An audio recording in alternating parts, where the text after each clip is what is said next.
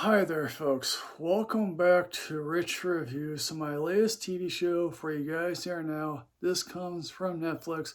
This is The Lincoln Lawyer, created by David E. Kelley, based on the Michael Connelly novels. Now, for several years after the success of the Lincoln Lawyer film, there was talk of doing a sequel based on one of the other Michael Connelly, Mickey Holler series novels. Alas, given the fact that the Lincoln Lawyer helped revitalize Matthew McConaughey's career, those plans sadly fell by the wayside. But of course, given the fact that Michael Connelly books are a rousing success, more or less, they adapted the Bosch series of novels into a very good Amazon show. Let me just say that I watched a couple episodes of Bosch Legacy on Freevee TV, and let me just say, Bosch Legacy is really Bosch Season 8 without most of the other characters around. There's clearly interest in bringing back the Mickey Holler character, and so therefore there's talk about putting this show on possibly CBS and doing, even though you have the overarching theme of the brass verdict, you would have a case of the week.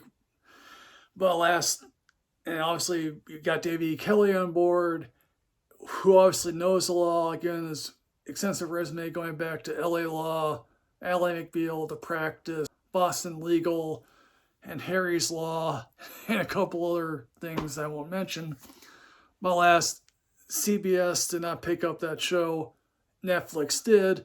And personally, I think that's the best way to go, because I don't want to see a Case of the Week Mickey Holler series, even though it would obviously have the book material in there. Now, when Jerry Vincent is murdered in a parking garage by an unknown assailant, Mickey Holler, who has been taking time off for about 1.5 to 2 years after the Lincoln Lawyer, after him getting injured in a surfing accident, him being addicted to Vicodin, and successfully rehabbing, has gone back into the law practice after a mention of this one particular lawyer's murder. Some really weird reason this lawyer decided to give him his practice.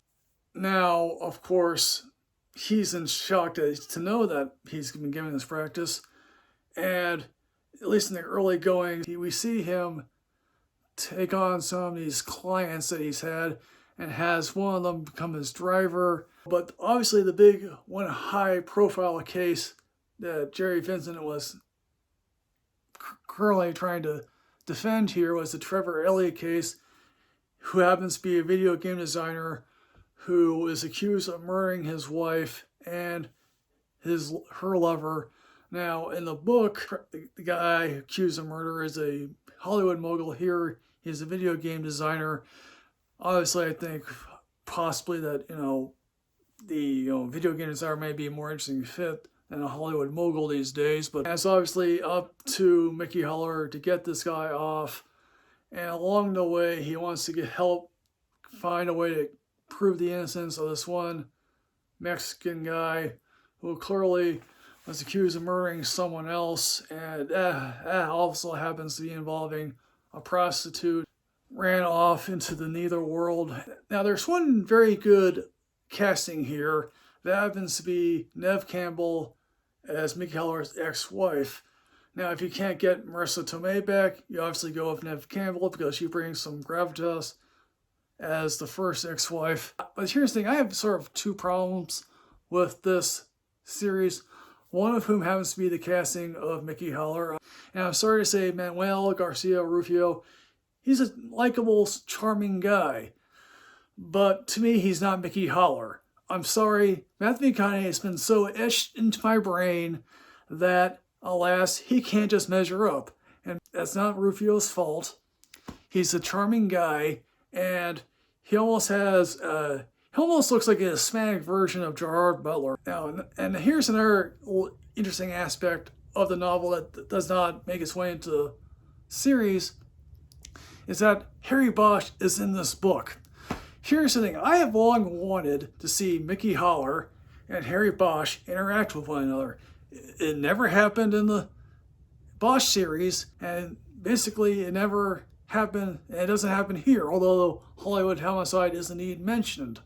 And I don't know if that's just a rights thing, but I would just love to see those two interact. I get that Matthew McConaughey was probably too big a star to star in Bosch, and I guess maybe Titus Welliver just can't be bothered to appear in this. It's interesting to see how Mickey Holler gets the guy off, and if you read the book, you kind of know what happens to that guy, and it's fairly faithful besides the fact that Bosch doesn't show up. Let me also say this, I think some of the best lawyer shows does show you the conflict within the law.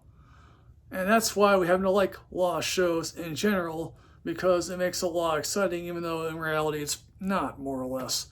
Because being a lawyer is incredibly boring. At one point, while they're driving, Mickey Holler is telling his driver, hey look, this is how the law is done. Did you happen to, at least in one episode, she asks, did you happen to learn all that in law school? He says, no, you learn that in practice. But in the end, I would recommend The Lincoln Lawyer. It's fine. It's good 10 episodes of disposable entertainment. So folks, The Lincoln Lawyer, have you seen this? What did you think? Please put everything in the comment box below here, folks. As always, folks, like, comment, subscribe, and enrich yourself with knowledge. I'll see you next time, folks. Yes, hooray.